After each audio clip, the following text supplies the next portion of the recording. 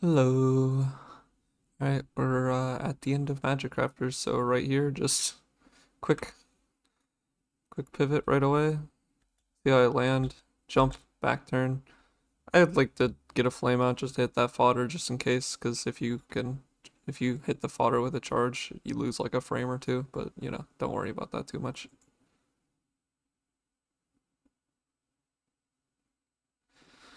Mashing down an X. Fast forward through this. So here, if you've done the easy route, you should be gold sparks. Um, if you've done the blowhard easy route, I should say, you should be gold sparks, and you don't have to worry about these chickens at all. But if you're blue sparks like this, here's what you want to make sure to avoid this first one. You want to get out to the right because you don't want sparks eating. Charge through those, come back, get the flame out on this chicken to get up to gold. Obviously, you don't have to worry about any like accidentally hitting them or anything. If you're gold, sparks won't try to eat in this game if he's gold. So that's only if you're like blue or I guess anything less than gold. Here, get the flame charge out, and even if you really push it, as long as you charging jump before that, you're good. Touch the dragon right in that area.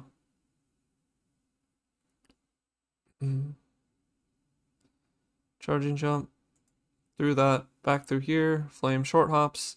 We're gonna damage abuse here. You want to damage it. This is a little far back, maybe a little farther forward, but is ideal. But in general, mess with it. You want to just brush into the side of this while we have our iframes from the previous damage, and then into that, so that we activate them all. Watch that one time at full speed.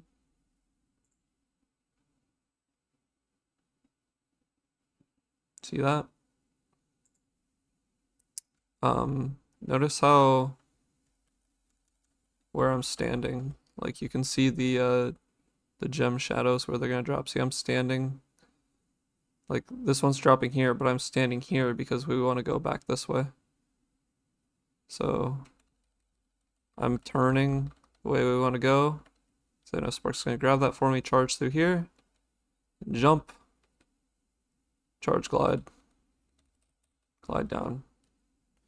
We want to go through this red gem. This is my personal hardest flame charge in the game, in my opinion. I think I might be alone on it, but I hate this flame charge. Hate it. So if you're struggling with it, just know that I do too. I miss this all the time. But yeah. Flame charge, charging jump, glide buffer across.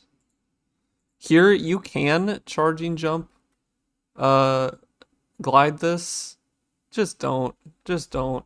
Like, it's so tight. It's so tight, but also just you're risking sparks hits in a homeworld that you do not want to risk sparks hits in. These levels are fucking hard, you know? Beastmaker's levels are hard. You don't want to go into Misty Bog with anything less than, uh, well, you'll go in with blue sparks, but there's a chicken right at the beginning, so you'll get up to gold. But you want to be full sparks for Misty Bog, because not only like is Misty Bog hard, but like you then need to worry about fodder like down the line in like Metalhead if you because there's just no good fodder to get in treetops. There's no fodder in treetops to like that is convenient to get. So, sparks management in Beastmakers is super, super important, and we need to exit this homeworld with gold, because in the Dreamweaver's homeworld, we're going to be damage abusing twice before we get into the first level. So just keep in mind that the sparks levels are important in this entire homeworld.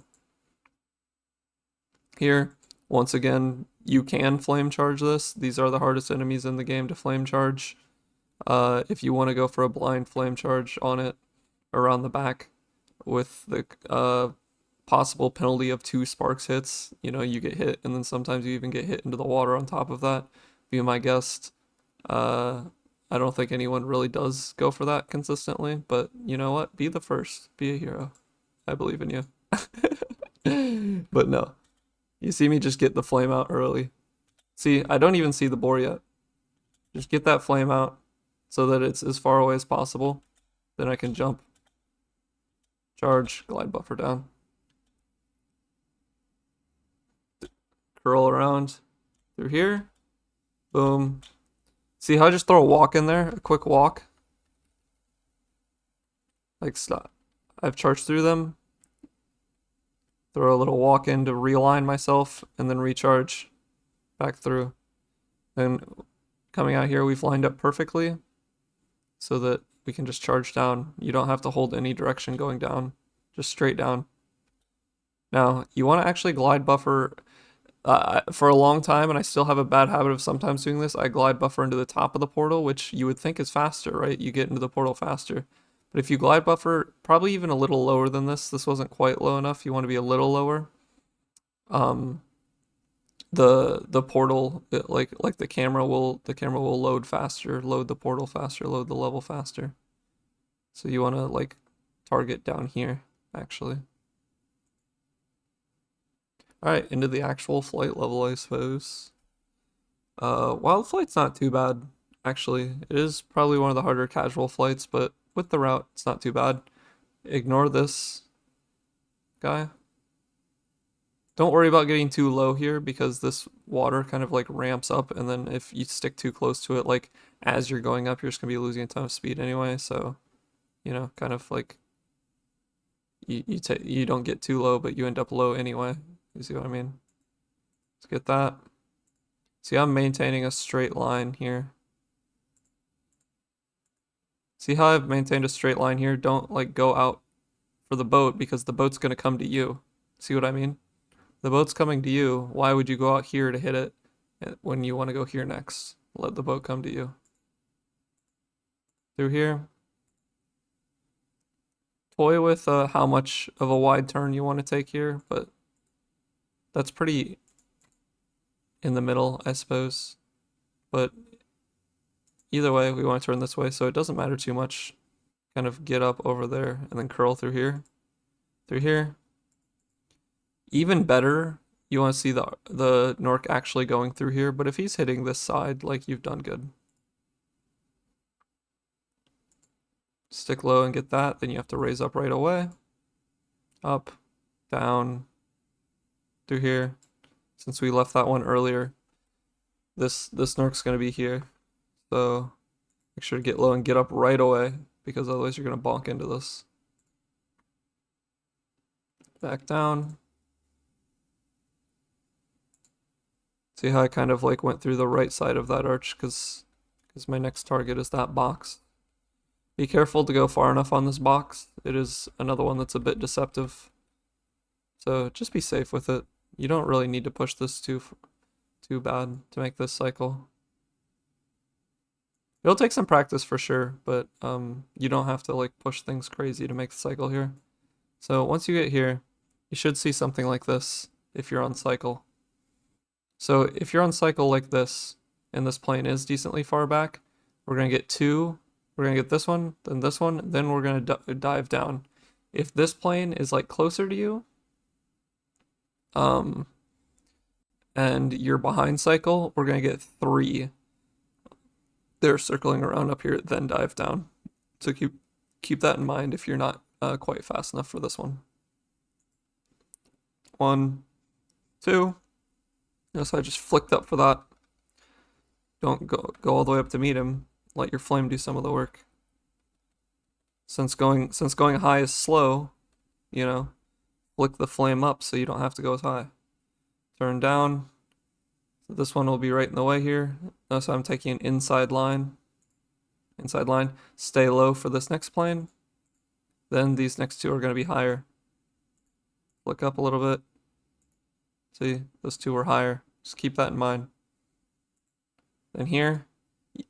Most people use camera here. I don't really mind the blind turn so much, but just keep in mind you need to kind of brush against the wall and do a really tight turn here. You can't really see what I'm doing there, but I'm flaming a box that's sitting right here, and there's another one right behind it. Flame that here. Target this half of this box, then go up right away. Now you see me I have the plane all the way back here because I'm decently fast. But if you're a bit slower even, the plane's going to be further along, so you're going to have to really get up after that box. I don't really need to get up after that box super fast because I'm pretty quick in the flights, but if you're a bit slower, you're going to have to really rise up and get that plane. There, there, there, and then animation cancel here. Now, be careful. If you are getting this cycle, be careful. Because this guy can body block your flame. Okay? So notice I'm really getting into this corner. I'm really getting into this corner and then just barrel stuffing this corner with my flame so that it can't get blocked by this guy at all. Because if you like if you have something like this and I tried to flame the box right now, I bet it would get blocked.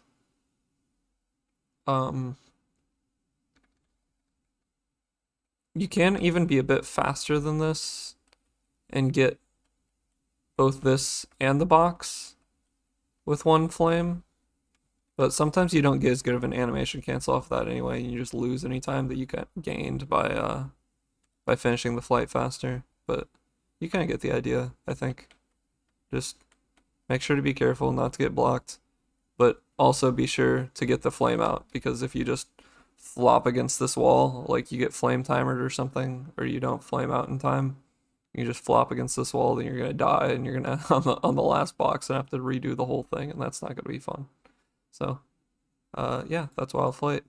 This should be like a mid to low 48. Yeah, I've gotten as low as a 48.03 with this route, I believe, and getting a good animation cancel. So that it definitely can be a little faster, but I see most people get like maybe low 49s with this route, and they can still make the cycle. So keep in mind that you can be almost a full second full second slower and still be okay with this route.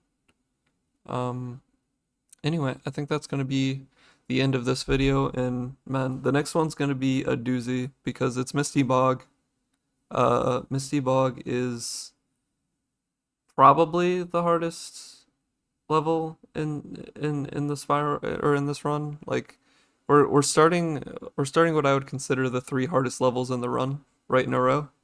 But Misty Bog is certainly a level. So we'll get into that next time. Thank you for watching.